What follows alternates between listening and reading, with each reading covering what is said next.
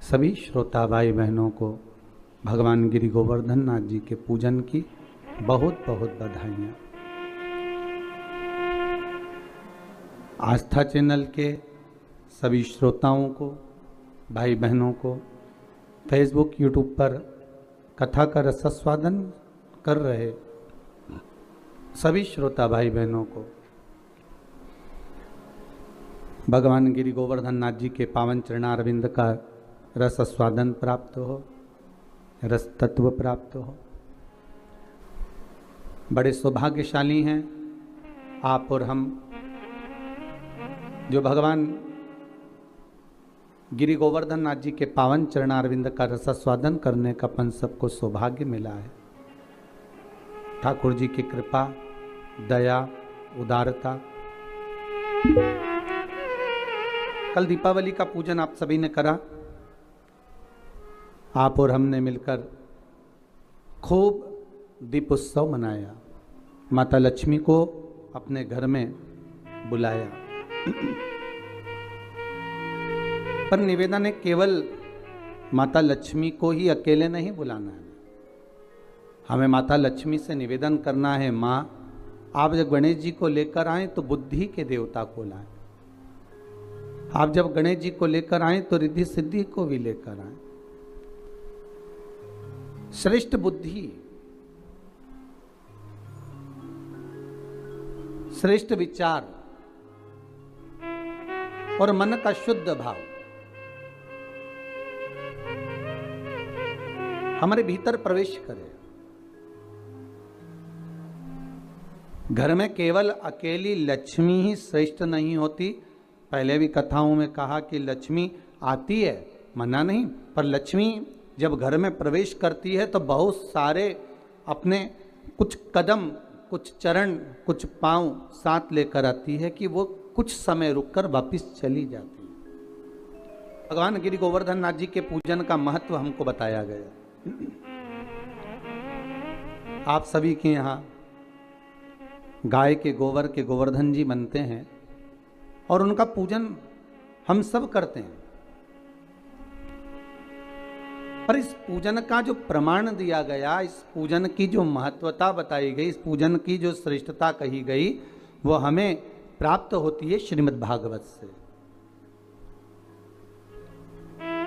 भगवान कृष्ण की अनुपम लीला से कि जिस समय भगवान कृष्ण ब्रजमंडल में भ्रमण कर रहे हैं,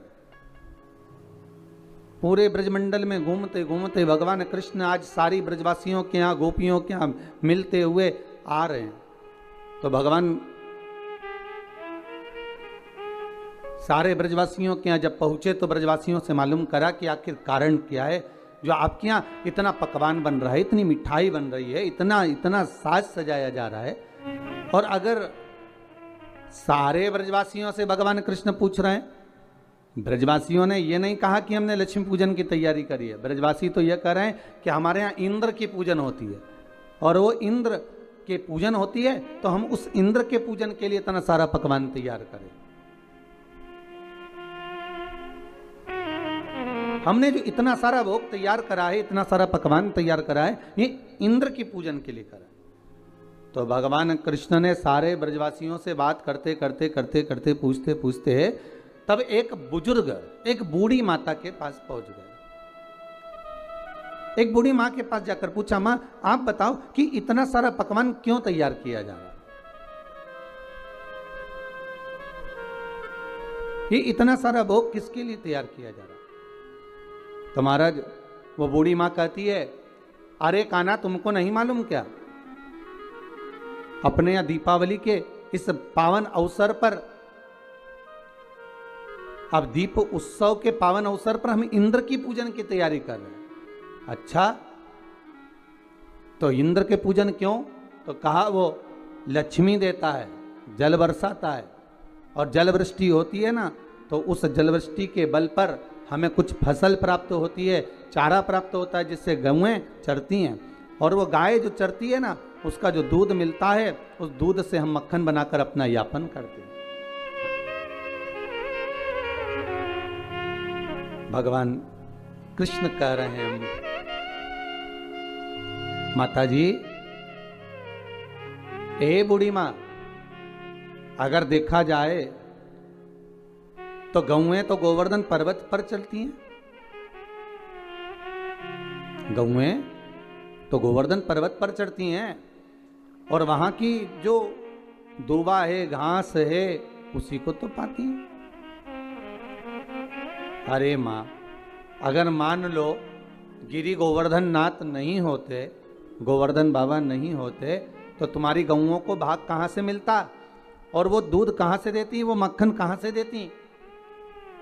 मेरे ठाकुर ने इंद्र की पूजन को ये नहीं कि बंद करवाया, मेरे ठाकुर ने तो केवल इतना कहा है कि प्रकृति रहेगी। अगर नदी, तालाब, पहाड़, पर्वत ये रहेंगे तो हमारा भी जीवन यापन सही चलता रहेगा। कि मां, अगर पूजन करना है तो गोवर्धन नाथ जी का पूजन करने चलो ना, इस गिरिराज पर्वत का, इस गोवर्धन नाथ जी का अपन आनंद से पूजन करें। माता एक बूढ़ी माँ को समझाया, तब यशोदा जी के पास गए और यशोदा मैया के गले में बैया डालकर मेरे ठाकुर जी कह रहे हैं, माँ अब आप क्या कर रही हो। माँ कहती है, इंद्र के पूजन की तैयारी। माँ, इंद्र का पूजन नहीं, गोवर्धन नाथ जी का करो, गिरिराज बाबा का। कौन है गोवर्धन नाथ?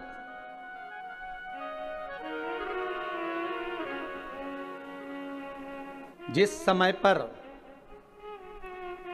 श्री राम जी महाराज सुंदर सेतु का निर्माण कर रहे हैं, नल नील पत्थर को राम नाम लिखकर छोड़ रहे हैं, और जो सेतु बनाया जा रहा है उसमें श्री हनुमान जी महाराज से कहा, जाओ जल्दी जल्दी पत्थर लेकर आते जाओ। हनुमान जी महाराज भी गए।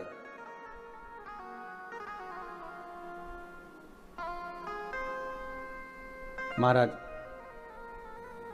और हनुमान जी महाराज गए और गिरी गोवर्धन नाथ जी को उठाकर लिया है। अब पर्वत को लाते लाते लाते लाते उन्होंने कहा, इतना विशाल पर्वत है, एक ही जगह पर रख दूंगा तो बस वहीं से मार्ग बन जाएगा। पर लाते लाते इतने में सूचना मिल गई कि अब तो इस सेतु का निर्माण हो चुका है, अब सेतु का निर्माण हो गया, अब नहीं लाइए, आप उसको रख दीजिए, जहां से लेकर आ रहे हो वहीं पर रख दीजिए, जहां पर हो वहीं रख दो। श्री गोवर्धन नाथ जी को सारे बंदर, जितने भी बानर थे, सारे के सारे जो पर्वत ला रहे थे, हनुमान जी ने जैसे ही गोवर्धन नाथ जी को नीचे रखा, सारे बानरों ने उनके ऊपर शिलाओं को रखना प्रारंभ कर दिया। प्रारंभ करा तो गोवर्धन नाथ जी की आंखों में जल भर गया और जल भरकर श्री हनुमान जी से बोले, हनुमान, तुम राम काज के लिए मुझे लेकर जा रहे थे, पर तुमने मुझे बीच मार्ग में रख दिया है। अगर मुझे भगवान नहीं मिले तो हे हनुमान, मैं तुम्हें श्राप दे दूंगा कि तुम्हारी भी सेवा करने वाला बीच मार्ग में रह जाएगा। हनुमान, जिसको मिलाने के लिए लेकर आए हो, कम से कम एक बार उसका दर्शन तो करा देते, एक बार उससे मिला तो देते। हनुमान जी की आंखों में जल भर गया। हनुमान जी महाराज ने राम जी से जाकर कहा, नाथ, वो गोवर्धन पर्वत तो मुझे श्राप दे रहा है, गोवर्धन नाथ जी की वो कंदराएं मुझे श्राप दे रही हैं। बाबा राघव जी, हे प्रभु जी, आप बताओ मैं क्या करूं। भगवान राम जी ने कहा, गोवर्धन पर्वत से जाकर कहो, तुम चिंता मत करो, अभी त्रेता के अंतर्गत तुम्हें लेकर आ रहे थे, तुम विश्राम करो इसी जतिपुरा में, ब्रजमंडल में। जब भगवान राम का अगला अवतार होगा, कृष्ण अवतार, तब स्वयं भगवान कृष्ण, आप जो प्रतीक्षा कर रहे हो, जो बाट जो रहे हो, जो इंतजार कर रहे हो, भगवान स्वयं राम कृष्ण का अवतार लेकर आएंगे और भगवान कृष्ण बनकर आकर आपकी पूजन करेंगे। देखिए, शिव महापुराण में भी पहले वर्णन किया कि आप अगर इंतजार कर रहे हो, आप भगवान की बाट जो रहे हो, इंतजार कर रहे हो, प्रतीक्षा कर रहे हो, विश्वास रखकर भगवान का भजन कर रहे हो, एक दृढ़ता बनाकर, एक भरोसा रखकर, विश्वास रखकर, दृढ़ता रखकर अगर भगवान की भक्ति में डूबे हो, तो ये पक्का है, आज नहीं तो कल मेरा महादेव, मेरा ठाकुर, मेरा राम, मेरा कृष्ण आपको मिलेगा जरूर, प्राप्त जरूर होगा। भगवान गोवर्धन नाथ जी के चरणों में माता यशोदा को लेकर, ब्रजवासियों को लेकर भगवान कृष्ण पहुंच गए और गिरिराज बाबा की पूजन करने के लिए बैठ गए। अब ध्यान दीजिएगा महाराज, यहां पर भगवान कृष्ण गोवर्धन नाथ जी के सामने सारी सामग्री लेकर जो जो बनाकर लाए थे सब रख दिया और सब रखकर हाथ जोड़कर बैठ गए। अब भगवान सारे ब्रजवासी आपस में बात कर रहे, इस पत्थर में से कोई देवता निकलेगा, पर्वत में से कोई देवता निकलेगा। अब देवता कैसे निकले? सारे ब्रजवासी बात करने लगे, ये नंद बाबा को छोरा ने तो पूजन करा दी, पर इसमें से कोई देवता निकलेगा ही नहीं। इंद्र होते तो अभी तक खाकर चले जाते, भोजन कर कर चले जाते। जब भगवान प्रकट ही नहीं हो रहे, भगवान कृष्ण ने हाथ जोड़ा, हे गोवर्धन बाबा बड़ी कृपा करिए दयालु दाता, आइए प्रकट होइए, ब्रजवासी आपके लिए इतना सामग्री बनाकर लाए हैं, आप पाइए। भगवान कृष्ण का तो कहना ही था, भगवान कृष्ण का ही एक अंश अवतार गोवर्धन पर्वत में से प्रकट हो गए गिरिराज बाबा। हजारों हाथ कर लिए, भोजन करना प्रारंभ करा। जैसे ही भोजन करना प्रारंभ करा, सारे पात्र खाली होने लगे, ब्रजवासी आपस में बात करने लगे, हे भगवान बड़ा गजब हो गया।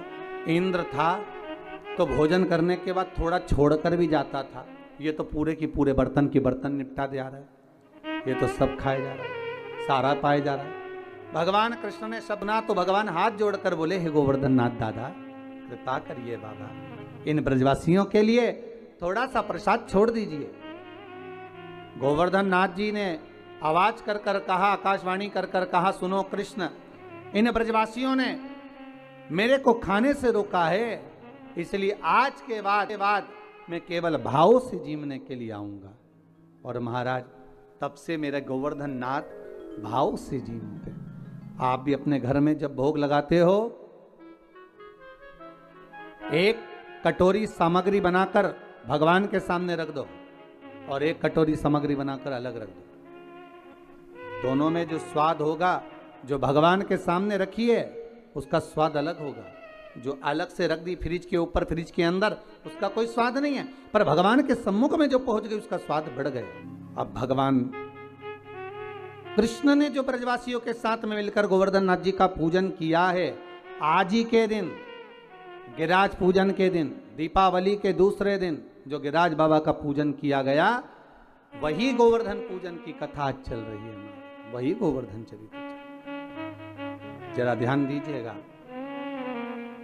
गोवर्धन पूजन के दिन जो भगवान कृष्ण ने ब्रजवासियों के साथ मिलकर भगवान कृष्ण को भोग लगाया, गोवर्धन नाथ जी को भोग लगाया, वो 56 भोग नहीं था, वो अन्नकूट था। इसलिए आज भगवान गोवर्धन नाथ जी का अन्नकूट महोत्सव का एक आनंद है। 3 भोग होते हैं, अन्नकूट, 56 भोग और कुनवाड़ा। महाराज दीपावली के दूसरे दिन जो आप भगवान को भोग लगा रहे हो, ये अन्नकूट है। 56 भोग कब लगे?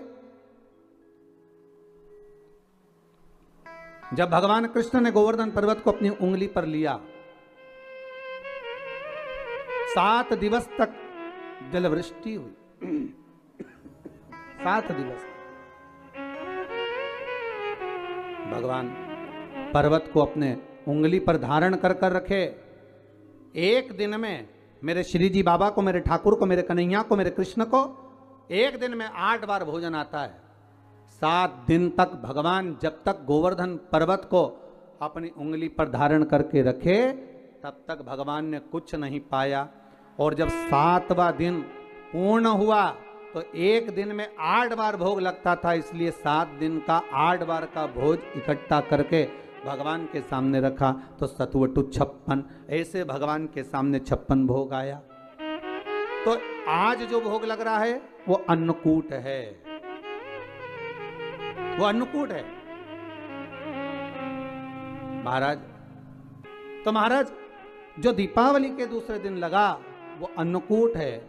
पर्वत उठाने के बाद 7 दिन का जो भोज इकट्ठा हुआ वो लगाया, वो 56 भोग है। और भगवान कृष्ण के साथ में सारे ब्रजवासी नंद बाबा के साथ में मिलकर जो भगवान गोवर्धन नाथ जी का प्रति समय पूजन करने जाते थे और जो भगवान को भोग लगाते थे, वो उसको कुनवाड़ा कहा गया। कुनवाड़े का मतलब है कुनवे के साथ, परिवार के साथ में जाकर भगवान को भोग लगाया जाए, वो कुंजवाड़ा है, वो कुंजवाड़ा है। महाराज सारे ब्रजवासी भगवान का पूजन करा, आ गए। देवऋषि नारद इंद्रदेव के पास पहुंच गए। महाराज नारद जी ने कहा, इंद्रदेव आपको मालूम है पृथ्वी पर आपका पूजन होता था, अब आपका पूजन बंद हो गया, ब्रजवासियों ने बंद कर दिया। किसके कहने पर? कहा नंद बाबा के छोटे से पुत्र के कहने पर तुम्हारा पूजन बंद कर दिया। इंद्र को क्रोध आया, अपार जलवृष्टि कराई, खूब जल, कहते हैं इतना जल गिरवाया और ऐसी मोटी मोटी बूंदें गिरवाई कि गोवर्धन नाथ जी के पत्थर की शिला पर, पर्वत पर आज भी बूंद के निशान हैं जो इंद्र ने बरसवाई। सोचिए, पर्वत पर पानी की बूंद के निशान है तो सांसारिक जीव का क्या हुआ होगा। जब क्रोध बरसता है तो ना जाने कितनों को लेकर चला जाता। क्रोध जब बरसता, क्रोध आया, सोचा अब क्या करा जाए। सारे ब्रजवासी भगवान कृष्ण के पास गए। लाला, तूने गोवर्धन नाथ जी का पूजन कराया था, लाला अब बचा ले। कन्हैया कहते हैं, ब्रजवासियों, जिसको तुमने अगरबत्ती लगाई, जिसको तुमने धूप बत्ती लगाई, जिसको तुमने दिया लगाया, जिसका तुमने पूजन करा, चलो उसकी शरण में चलते हैं। सारे के सारे उस गिरिराज बाबा की शरण में चले। बाबा गोवर्धन नाथ जी,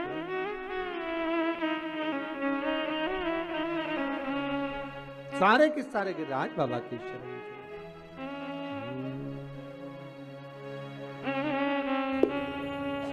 सब के सब मिलकर गिरिराज बाबा के चरणारविंद में जाने लगे और बाबा के चरणों में पहुंचकर निवेदन करा है। गिरिराज बाबा से कहा, बाबा जलवृष्टि हो रही है, कृपा करिए। भगवान बोले, गोवर्धन पर्वत में से आवाज आई, कृष्ण मैं हल्का हो जाता हूं, तो अपनी छोटी सी उंगली पर मुझे धारण कर लो। भगवान कृष्ण ने गोवर्धन नाथ जी को अपनी छोटी सी उंगली पर धारण करा। 7 दिवस बरखा भारी हुई, तब जाकर इंद्र क्षमा मांगने आए और गोवर्धन नाथ जी को भूमि पर रखकर भगवान कृष्ण ने कहा, गोवर्धन नाथ जी, कली में तुम समदेव ना दूजा, सुर नर मुनि सब करते पूजा। हे गोवर्धन नाथ, कलयुग में तुम्हारे समान कोई देव नहीं होगा। संसार के लोग आपकी पूजन कर कर सुख पाएंगे। जो आपकी परिक्रमा लगाएगा, दूध चढ़ाएगा, मनवांछित फल पाएगा। ऐसे मेरे गोवर्धन नाथ जी हैं। आप जो 4 दिवसीय, आज चौथा दिवस है लक्ष्मी पूजन का, 3 दिवसीय जो पहले पूजन कर चुके हैं, आज चौथा दिन, जो पूजन की थाली आपने सिक्के रख रखे हैं, उसी पूजन की थाली में जल का छींटा देकर रोली चावल मोली हल्दी से पूजन करना है। लाल पुष्प समर्पित करना है। 2 हल्दी की गठान, 2 कमल गट्टे,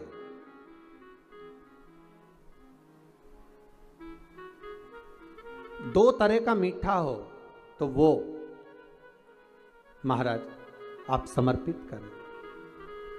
2 अमरबेल के टुकड़े उस थाली में समर्पित करें और निवेदन करें माता लक्ष्मी से। 5 घी के दिए जलाएं, दीप प्रकट करें और माता लक्ष्मी की पूजन अर्चना कर कर भोग लगाकर माँ से निवेदन करें, माँ हम 5 दिवसीय आपकी आराधना कर रहे हैं जो दीप महोत्सव के रूप में, कृपा करो माँ, हमारे घर में धन वैभव लक्ष्मी का भंडार भरो माँ। माता से निवेदन करें और निवेदन करके माँ से तब 5 दीप उठाकर आरती करिए माता लक्ष्मी की, और लक्ष्मी माता की आरती कर उन दीपों को, एक जहां गोवर्धन नाथ जी का पूजन आपने करा है, एक दीप वहां लगा दीजिए जो सुबह आपने गिरिराज जी का पूजन करा। दूसरा दीप पानी के परिंडे के पास लगा दीजिए जो हंडा आपने पानी का भरा हुआ है। तीसरा दीप घर के हॉल में जो मुख्य द्वार हो उसके पास में, जो मुख्य द्वार हो उसके नजदीक में लगा दीजिए महाराज। चौथा दीप तुलसी के क्यारे के पास लगाइए। 5वां दीप जहां पर माता लक्ष्मी का पूजन करा है वहां पर विराजमान कर दीजिए। ऐसे 5 स्थान पर 5 दियों को रखो। थोड़ी देर द्वार के पास में माता लक्ष्मी का आवाहन करो, माता लक्ष्मी से विनती करो, हे माँ आप हमारे घर में सदा विराजमान रहिए। और बाबा गोवर्धन नाथ जी से, गोवर्धन का मतलब होता है गो मतलब लक्ष्मी, वर्धन मतलब वृद्धि, जो लक्ष्मी की वृद्धि करने वाले हैं, जो संपदा के देने वाले हैं, लक्ष्मी को प्रदान करने वाले हैं, ऐसे गोवर्धन नाथ बाबा आप हमारे घर में संपदा की वृद्धि करिए, लक्ष्मी की वृद्धि करिए। बाबा से निवेदन करो। महाराज